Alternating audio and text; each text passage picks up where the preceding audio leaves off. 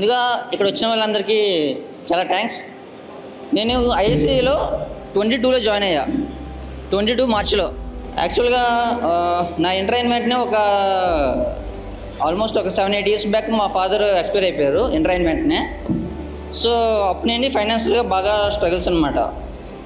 తర్వాత మా మదర్ కూడా మా ఇంటి దగ్గరలో ఉండే ప్రైవేట్ కాలేజ్లో అటెండర్ కింద జాయిన్ అయ్యారు అనమాట, అప్పుడు ఫ్యామిలీని పోషించడానికి. సో డిగ్రీ అయిన తర్వాత ఐఎస్సీలో జాయిన్ అయ్యా. దానికి మెయిన్ రీజన్ వచ్చి మా మావయ్య, మా చిన్న మావయ్య అనమాట. అతనే నన్ను బాగా నమ్మారు, నేను ఏదో సాధిస్తాను ఈ జాబ్ అని, గవర్నమెంట్ జాబ్ గురించి.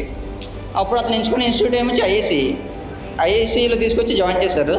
సో అప్పటి నుండి 1 ఇయర్ కన్సిస్టెంట్గా రోజు ఇన్స్టిట్యూట్కి రావడం, ఇంకా చదువుకోవడం, వెళ్ళడం తప్ప వేరే ఏ యాక్టివిటీ లేదనమాట.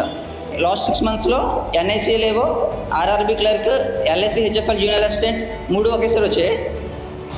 దానికి మెయిన్ రీజన్ వచ్చి ఐఏసీ చాలా హెల్ప్ చేసింది. ముఖ్యంగా మనకి మంచి మంచి ప్రోగ్రామ్స్ కండక్ట్ చేస్తారు. రియల్ ఇంటర్న్షిప్ ప్రోగ్రామ్ కానీ, ఈ లెట్స్ క్రాక్ ఫిలిమ్స్, మెయిన్స్, మళ్ళీ ఎగ్జామ్స్ టైంలో మాక్ ఇంటర్వ్యూస్, అవన్నీ చాలా యూస్ఫుల్ అయ్యాయి. మెయిన్గా చెప్పాలంటే ఒక 6-7 మంత్స్ బ్యాక్ ఎన్ఐసీలు ఏవో మాక్ ఇంటర్వ్యూ అటెండ్ అయ్యా. శ్యామ్ సార్, రంజన్ సార్ నాకు మాక్ ఇంటర్వ్యూ తీసుకున్నారు. ఆ ఇంటర్వ్యూ నాకు చాలా ప్లస్ అయింది.